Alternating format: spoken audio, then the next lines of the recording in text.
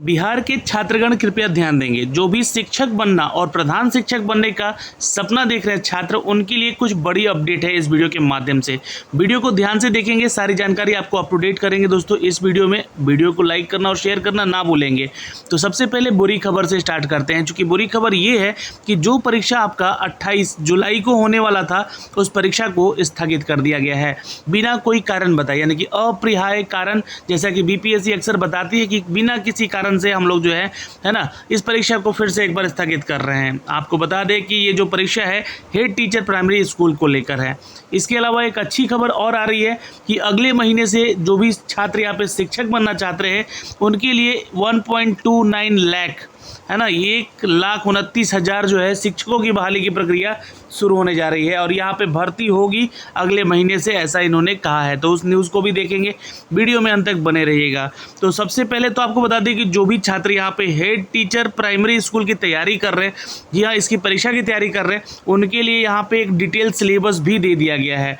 तो आप जो है इस सिलेबस को डाउनलोड कर लीजिए और इसके अनुसार आप अपनी परीक्षाओं की तैयारी में लग जाइए, क्योंकि यहाँ से ही अब रिलेटेड क्वेश्चन आपके इस परीक्षा में पूछे जाएंगे। तो ये परीक्षा दोस्तों अभी होने वाली थी 28 जुलाई को, बट इसका सिलेबस मेंशन नहीं किया गया था अभी तक। तो अभी आपको बता दें कि सिलेबस यहाँ पे दे दिया गया है और रिगार्डिंग दिस सिलेबस आपका ये एग्ज़ाम होगा दोस्तों head teacher in primary school को लेकर।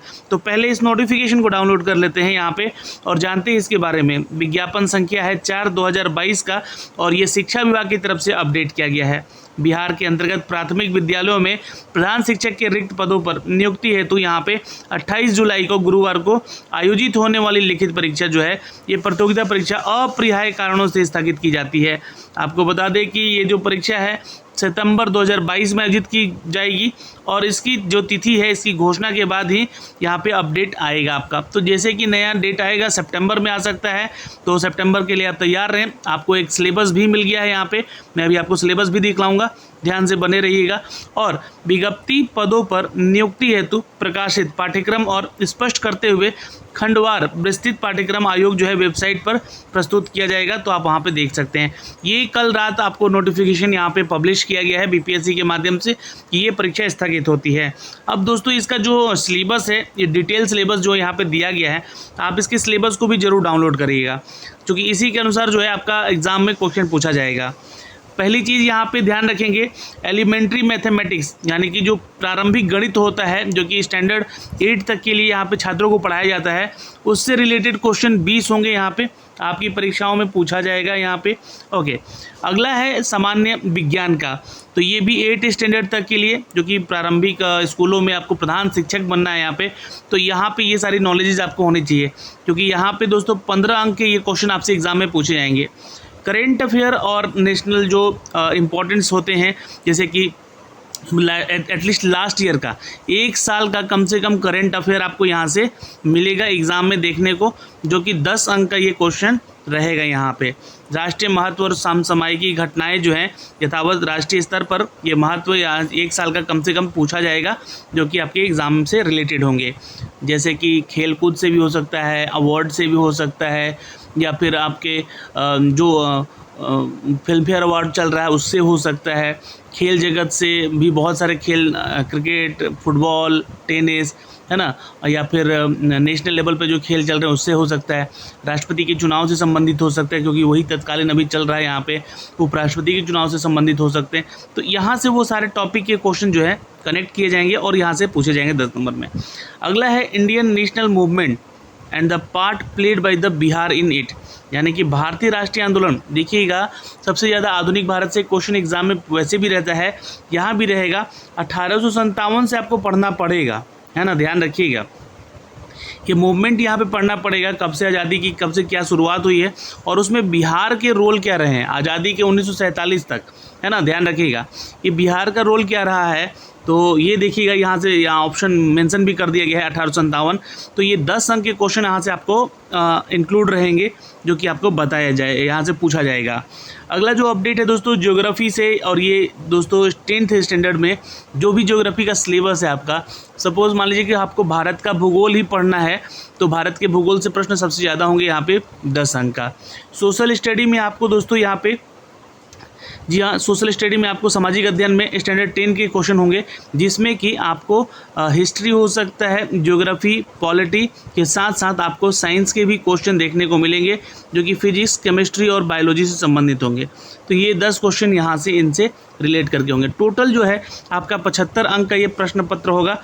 जी हाँ, और आपको बता दें कि डीएलएड में जो भी छात्र यहाँ पे डीएलएड विषय में 75 अंकों के लिए विषय का स्तर जो है पाठ्यक्रम यथावत रहेंगे, यानी कि उनके सिलेबस से रिगार्डिंग। तो आप जो है आप लोग अपना जो डीएलएड का विषय पढ़े हुए हैं उसको भी पढ़ के जाइएगा। और उपयुक्त पाठ्यक्रम के निहित जो है एनसीईआरटी की पुस्तक ही मानक होगी, तो आपको एनसीईआरटी की पुस्तक फॉलो करनी होगी। 6 to 12 को फॉलो कीजिएगा। वैसे तो 10th स्टैंडर्ड तक कहीं दिया गया है, तो 6 to 10th स्टैंडर्ड तक कहीं बुक आप एनसीईआरटी का पढ़ सकते हैं और जा सकते हैं। इस प्रतियोगिता परीक्षा में कैलकुलेटर का प्रयोग वर्जित है, यहाँ पे आप नहीं ले जा सकते हैं। और ये इसका सिलेबस पैटर्न है दोस्तों, और एग्ज़ाम पैटर्न एक्चुअली बताया गया है यहाँ पे, ठीक है। तो इन सभी टॉपिक से आपके एग्ज़ाम में क्वेश्चन बन सकते हैं और आएंगे। तो इसी के रिगार्डिंग अब आपको अपनी प्रिपरेशन को ध्यान में रख के आगे चलना है। मैथ पे फोकस रखिएगा, क्योंकि सबसे ज़्यादा अंक यहाँ पे 20 अंक जो है मैथमेटिक्स का होगा। और 8 से 10 में बोलूँगा आप कर लीजिएगा कम से कम, जो कि स्टैंडर्ड आपका दिया गया है उसी से। जैसे कि सबसे ज़्यादा यहाँ पे ना लाभ हानि के क्वेश्चन हो सकते हैं, क्योंकि 7th में आपको ये सर पढ़ना है। प्रतिशत से क्वेश्चन हो सकते हैं, है ना। फिर आपको हो सकता है कि यहाँ पे क्वेश्चन जो है जो क्वेश्चन आते हैं आपके एज वाले, या फिर रेशियो वाले, है ना, या रिलेशन वाले, तो उस तरह के क्वेश्चन यहाँ पे आपको देखने को मिल सकते हैं। रीजनिंग की बात नहीं की गई है यहाँ पे, बट फिर भी रीजनिंग जो है बहुत ही इजी लेवल का हो सकता है कि 1-2 क्वेश्चन पूछ लिया जाए जो कि मैथमेटिकल टर्म्स में होते हैं। तो ये ध्यान रखना आपको यहाँ पे। तो ये सारा सिलेबस था यहाँ पे दोस्तों, इसको लेकर जो कि अपडेट किया गया है। और अब चलते हैं नई भर्तियों के ऊपर चर्चा करते हैं। यहाँ पे आपको बता दें कि अगले महीने जी हाँ बिहार में 1,29,000 शिक्षकों की आएगी भर्तियाँ। तो ये एक अपकमिंग अपडेट है, लेकिन आपको मैं बता दूं कि आपको पढ़ना तो पड़ेगा भाई। जी हाँ, प्राथमिक विद्यालयों में जहाँ पे प्रधान शिक्षक की बहाली हो रही है, वहाँ पे शिक्षकों की भी भर्ती होगी। जी हाँ दोस्तों, 1,29,048 शिक्षकों की रिक्तियाँ हैं यहाँ पे।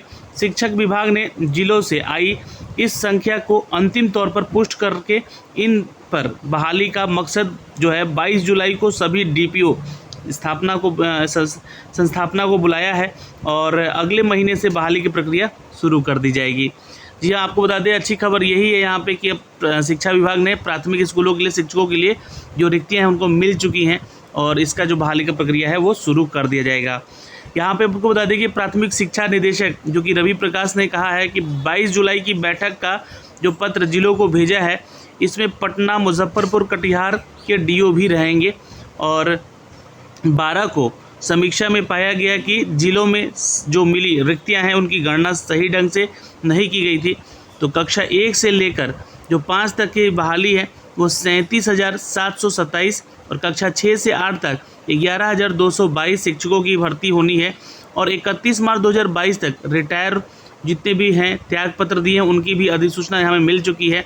तो सेवा मुक्त हुए शिक्षकों की कुल संख्या यहाँ पे 7,000 है, यानी कि 7,086 ये वैकेंसी यहाँ पे आपके सामने रहेगी।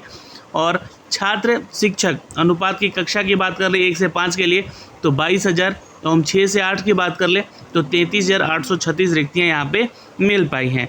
तो अभी इंतज़ार करना है आपको यहाँ पे दोस्तों 22 जुलाई का जो बैठक होगी, उसके बाद फैसला आएगा यहाँ पे। और ये जो है बहाली की प्रक्रिया जो है आपका 7th फेज़ के तहत इसको भी रखा जाएगा। जो भी लोग STET 2019 दिए हैं या जो कि अभी इंतज़ार में बैठे हैं कि यहाँ पे उनकी परीक्षा होगी, उनकी जो ज्वाइनिंग कराई जाएगी, तो इसी के आधार पे इतने शिक्षकों की भर्ती में उनकी जो है प्रोसेस दी जाएगी यहाँ पे दोस्तों। तो जैसे ही इसका कोई नया अपडेट आता है 22 जुलाई तक हम आप तक साझा करेंगे इन सारी चीज़ों को। और ये आज की खबर दैनिक भास्कर से पटना 19 जुलाई को अपडेट किया गया है न्यूज़, और इसका जो अपडेट है दोस्तों हम आप तक पहुँचा रहे हैं, आप तक ये सारी डिटेल पहुँचा रहे हैं। तो प्लीज़ वीडियो को शेयर कीजिएगा ताकि सभी छात्रों के पास ये सारी चीज़ें पहुँचाई जा सके। जय हिंद।